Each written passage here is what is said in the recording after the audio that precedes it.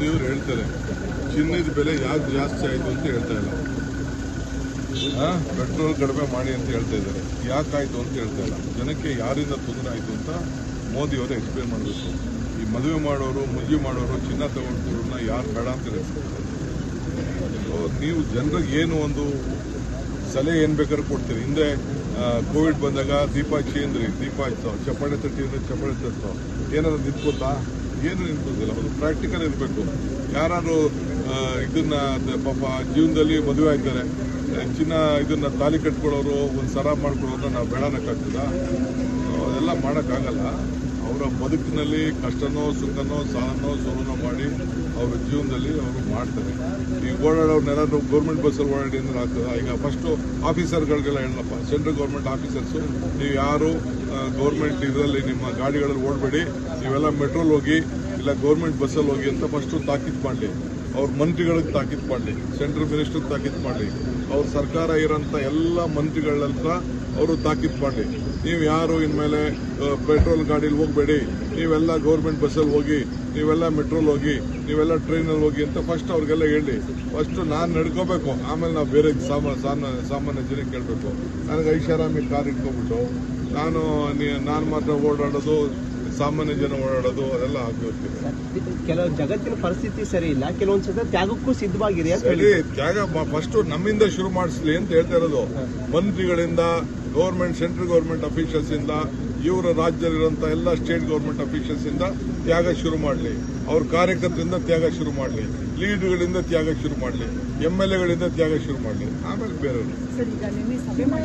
ಈಗ ಆಫೀಸರ್ಸ್ನೆಲ್ಲ ಕರೆದು ಏನೇನೋ ಇನ್ಸ್ಟ್ರಕ್ಷನ್ ಕೊಟ್ಟಿದ್ದೀನಿ. 13ನೇ ತಾರೀಕು ಇದ್ರ ಬಗ್ಗೆ ಎಲ್ಲ ಬೆಂಗಳೂರು ನಗರಕ್ಕೆ ಒಂದು ದೊಡ್ಡ ಗ್ಯಾರಂಟಿಗಳನ್ನು ಕೊಡ್ತಾ ಇದ್ದೀವಿ. 13ನೇ ತಾರೀಕು ನಾನು ತಿಳಿಸ್ತೀನಿ.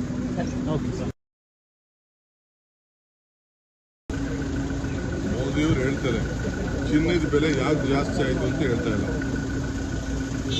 ಪೆಟ್ರೋಲ್ ಕಡಿಮೆ ಮಾಡಿ ಅಂತ ಹೇಳ್ತಾ ಇದ್ದಾರೆ.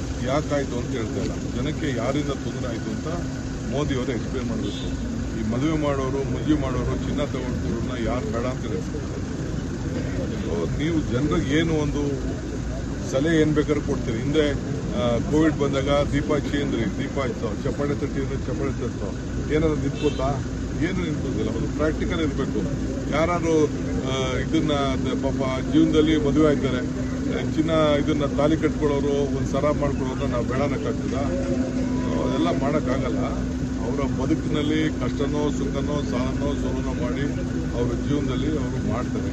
ಈಗ ಓಡಾಡೋರ್ನೆಲ್ಲಾದ್ರೂ ಗೌರ್ಮೆಂಟ್ ಬಸ್ಸಲ್ಲಿ ಓಡಾಡಿ ಅಂದ್ರೆ ಆಗ್ತದ? ಈಗ ಫಸ್ಟು ಆಫೀಸರ್ಗಳಿಗೆಲ್ಲ ಹೇಳಪ್ಪ, ಸೆಂಟ್ರಲ್ ಗೌರ್ಮೆಂಟ್ ಆಫೀಸರ್ಸು, ನೀವು ಯಾರು ಗೌರ್ಮೆಂಟ್ ಇದರಲ್ಲಿ ನಿಮ್ಮ ಗಾಡಿಗಳಲ್ಲಿ ಓಡಬೇಡಿ, ನೀವೆಲ್ಲ ಮೆಟ್ರೋಲ್ ಹೋಗಿ ಇಲ್ಲ ಗೌರ್ಮೆಂಟ್ ಬಸ್ಸಲ್ಲಿ ಹೋಗಿ ಅಂತ ಫಸ್ಟು ತಾಕೀತು ಮಾಡಲಿ.